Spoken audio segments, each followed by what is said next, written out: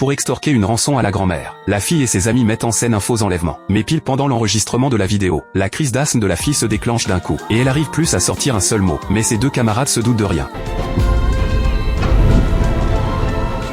Pour rendre la vidéo d'enlèvement encore plus crédible, ils comptent la refaire une fois, mais s'aperçoivent que la fille bouge plus du tout. Les deux croient qu'elle fait la morte, et c'est en s'approchant pour vérifier qu'ils sont pris de panique sur le coup. La fille respire déjà plus, ce qui devait être un simple jeu de rôle. Les voilà devenus meurtriers pour de vrai. Les deux paniquent complètement sur le coup. Robin fait vite un massage cardiaque à la fille, et presse Dae-hoon d'appeler les secours. Mais il est déjà trop tard.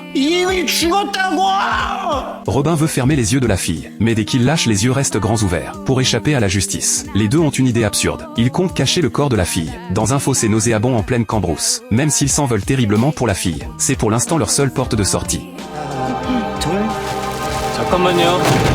Mais l'homme qui arrive en face, c'est justement le fonctionnaire Ajong. En fait, dans la journée, Dae-hoon était allé à la mairie, se plaindre des déchets déversés n'importe comment dans le quartier. Et en voyant l'air coupable des deux, Ajong flaire aussitôt que quelque chose cloche. Et pile pendant que les trois se font face, le chariot part tout seul et dévale la pente. Le corps de la fille est éjecté, et plonge droit dans le fossé nauséabond en contrebas. Mais dans ce fossé en apparence banal, se cachent des eaux radioactives mortelles.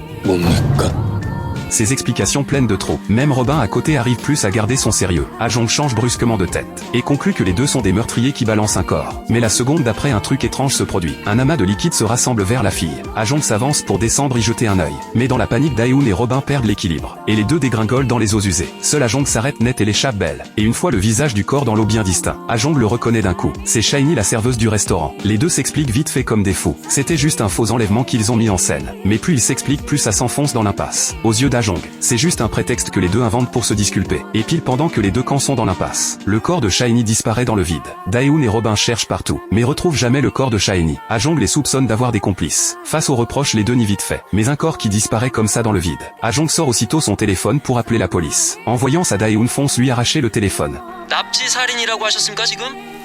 Très vite, la police rapplique à toute allure sur les lieux. 혹시 저분 말씀하시는 거 맞아요? 네, 맞습니다.